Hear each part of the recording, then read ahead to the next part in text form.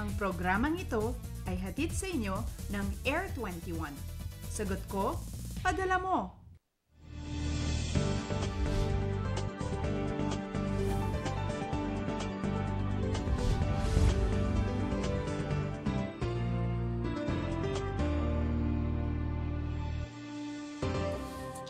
Magandang umaga, maayong buntag mga Cebuano. Para naman sa mga taga Davao, madayo nga buntag sa kaninyong tanan.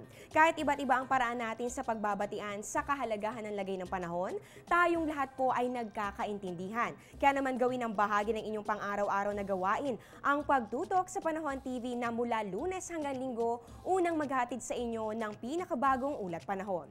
Live mula sa Pag-asa Weather and Flood Forecasting Center, kasama nyo ngayong Biyernes, May 24, 2013. Ako ang inyong weather lover, Amor La Rosa. Ngayon po para ihatid na sa atin ang nilalaman ng 5 AM weather forecast na ilabas ng Pag-asa, makakasama natin si weather forecaster Fernando Cada. Good morning, Mr. Cada. Good morning din sa iyo, Amor, at magandang umaga rin po sa ating mga taga-subaybay at tagapanood ng Panahon TV. Mr. Cada, kahapon po ay naging maganda ang balita para sa ating mga kababayan sa Mindanao dahil nga po nakaranas na sila ng improvement sa kanilang lagay ng panahon dahil nga po sa pagbaba nito nga ITCZ o Intertropical Convergence Zone. Pero nanatili naman pong apektado ito nga mga kababayan natin sa Northern Luzon nitong tinatawag pa rin natin na diffuse tail and of a cold front. So ngayon naman po araw po ng Biyernes, ano po bang inaasahan natin? Maaari na po bang lumayo sa ating bansa itong buntot ng cold front na ito? Ano bang aasahan nating lagay ng panahon? Para sa ating mga kababayan dyan sa may bahagi ng Northern Luzon, makikita natin sa ating satellite picture na nandiyan pa rin yung buntot ng cold front. So inaasahan pa rin natin dahil dito sa mga kaulapan na yan, magkakaroon pa rin ng mga mahihina hanggang katamtamang pag-ulan, lalong-lalo na dito sa may rehiyon ng Ilocos, kasama dito ang rehiyon ng Ilocos, ang Cagayan Valley, at gayon din yung halos malaking bahagi ng Northern Luzon. Samantala, yung mga kababayan naman natin na dito sa may Southern Mindanao, particular dito sa may Zamboanga City, Zamboanga Peninsula, at yung ibang bahagi na area na nasasakupan sa western section ng Visayas at Mindanao, may mga mahihina pa rin doon ng mga pag-ulan na dulot pa rin po ng tinatawag nating ng Intertropical Convergence Zone. Okay, so ayan po mga kabayan, narinig naman po natin, para po sa mga kabayan natin dyan sa Mindanao, muli po kayong maapektuhan nito nga ITCZ o Intertropical Convergence Zone. Kaya ayan po, asahan pa rin po natin ang mga pag-ulan sa inyong areas, ganun po sa Hilagang Luzon at pati na rin po sa Southern Mindanao. At eto naman, Mr. Cada, dahil alam na natin na magigilagay ng panahon ngayong araw na ito, paano naman po sa darating na weekend dahil bukas po ay Sabado na, ano ba ang inaasahan natin weather condition? Ngayong darating na weekend, may maaasahan pa rin tayong mahina hanggang katamtamang ulan dito sa may ibang bahagi ng Hilagang Luzon. Samantala, yung Metro Manila at yung pong natitirang bahagi ng Luzon at Kabisayaan, magiging maaliwalas naman ang panahon. Pero ang mga pag-ulan talaga ngayong ganitong panahon ng Mayo ay nandito sa may kanlurang bahagi o sa western section ng ating bansa. Dulot ito ng mga tinatawag nating isolated rain showers at may kasamang mga pagkidlat, pagkulog o thunderstorm. So asahan natin yung mga kababayan natin na nakatira dito sa western section ng ating bansa ay makakaranas ng mga biglaang pag-ulan pero hindi naman po ito magtatagal.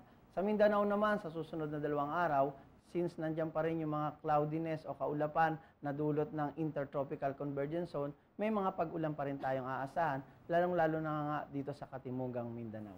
Okay po, ayan po at alam na po natin magigilagay na ating panahon ngayong araw na ito ng Biyernes at pati na rin po sa darating na weekend. Eto naman Mr. Cada, punta naman tayo dito dahil isa pa rin po talaga sa pinag-uusapan ngayon sa buong mundo ay ang kaganapan at pati na rin po ang epekto ng tornado na nangyari po dito sa Oklahoma sa USA. So ito nga po ay natalakay naman na dito sa aming programa ang tungkol sa paano ba nabubuo ang tornado at bakit ba mas malalakas ang tornado dito doon po sa ibang bansa kaysa po dito sa ating Pilipinas. At pati na rin po ang tungkol dito sa Tornado Alley at syempre po kahapon naman natalakay ang tungkol dito sa water spout o ito nga po yung tornado na nabubuo sa body of water. Ngayon naman po Mr. Cada, meron po pala tayong tinatawag naman na fire tornado o yung tinatawag na fire whirl. Ano po ba ang ibig sabihin kapag merong ganito? So meron tayong tinatawag na isang klase ng tornado, pero ito naman ay hindi related dun sa mga kaulapan o yung pagbibigay ng mga pag-ulan o lakas ng hangin. Itong tinatawag natin ay yung fire tornado o yung fire wheel. So makikita natin, ito yung isang typical na isang larawan o picture ng tinatawag natin na fire tornado. Ito ay nabubuo kung meron ang isang lugar ng tinatawag nating bushfire o wildfire. Dahil sa malawakan ng mga mga malawakan ang mga pag-apoy dahil sanhi ng mainit na temperatura at lakas ng hangin, posible itong mabuo.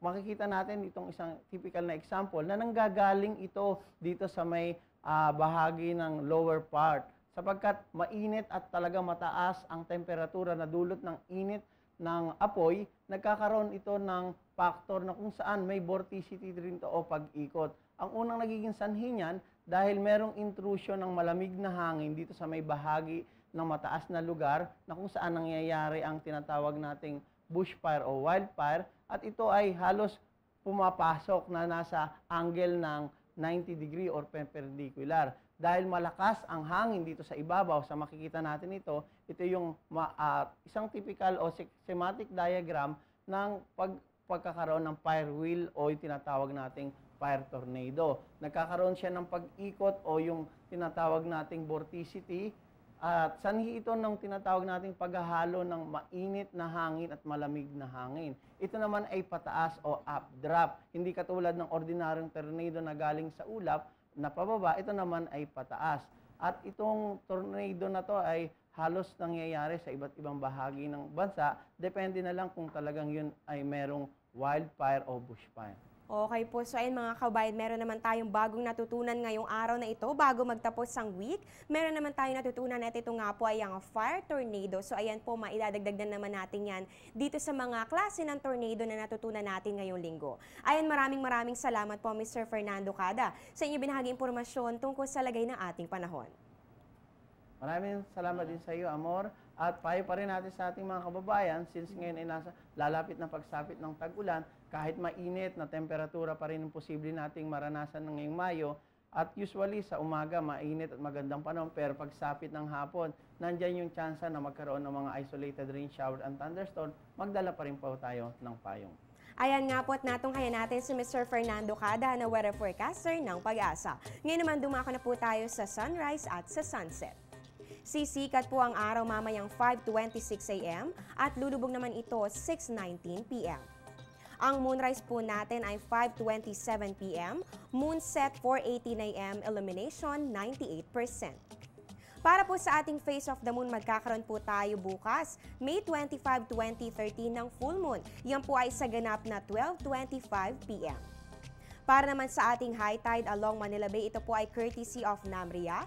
Yan po ay 8:49 a.m. at yan po ay 1.12 meters. At ang low tide naman po natin ay 4:39 p.m. Yan naman po ay negative 0.08 meters. Magbabalik po ang Panahon TV pagkatapos ng ilang mga paalala.